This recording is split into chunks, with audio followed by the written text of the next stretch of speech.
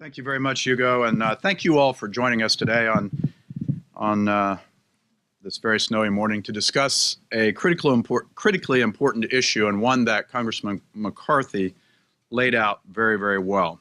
The House has given a lot of attention to regulatory reform over the past few sessions of Congress, raising the profile of this issue and helping to jumpstart the discussion. And since the whip quoted one president, I thought I would as well. You know, President Ronald Reagan famously said, "A government bureau is the nearest thing to eternal life that we'll ever see on this earth." And I think the same could be said of regulations. They stubbornly persist long after an administration departs office. Regulations just stick around.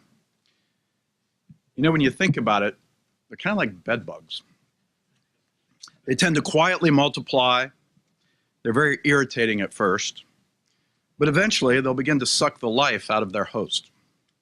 And they're really almost impossible to get under control.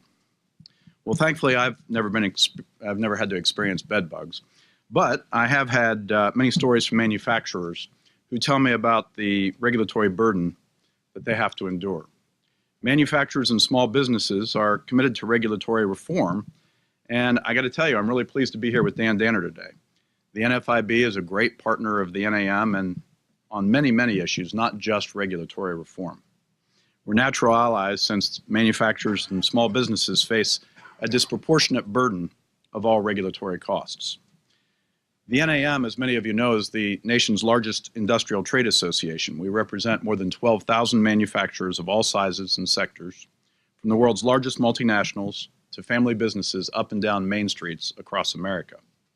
I constantly hear from NAM members about the challenges they face in dealing with the regulatory system in this country.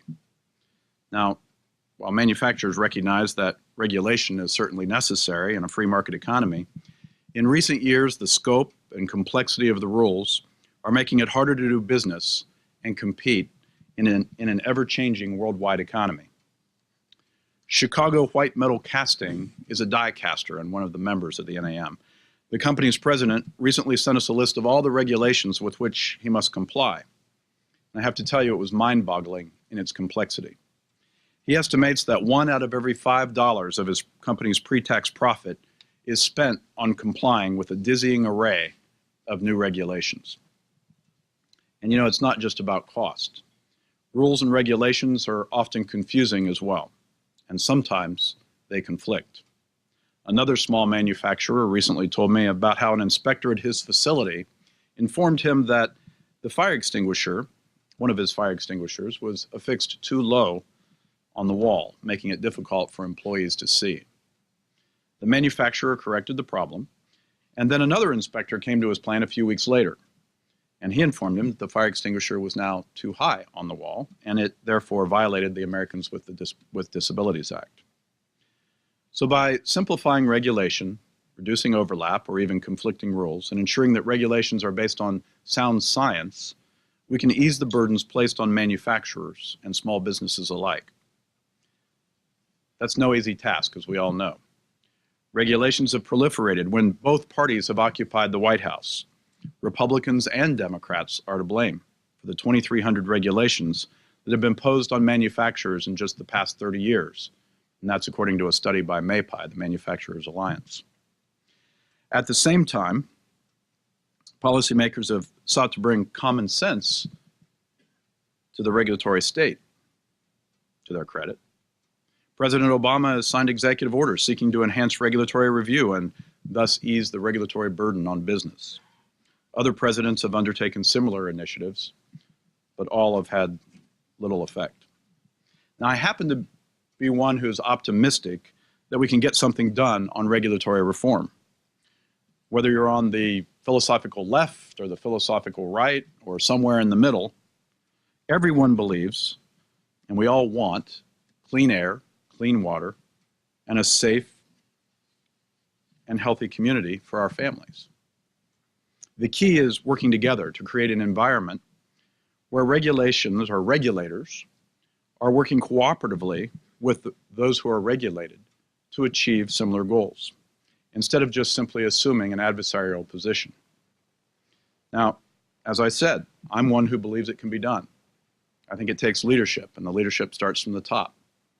I had the privilege of actually working for a governor who provided exactly that type of leadership and exactly that type of vision. I think you'll hear a little bit about what he did when he was in office when our panel begins. So we have to begin somewhere, and that's why I'm pleased that the House is taking up some regulatory reform measures. These are strong bills that will add transparency to the regulatory process and subject regulators to greater accountability. They'll begin to chip away at some of the challenges that businesses face when complying with federal mandates. For manufacturers, it's a question of competitiveness. Our regulatory system is broken, and I don't think there's anybody out there who would disagree with that statement. Yet even in this difficult policy environment, manufacturers are making gains. Manufacturing output has increased 18% since the end of the recession in 2009, and last year manufacturers contributed a record $2 trillion to our economy.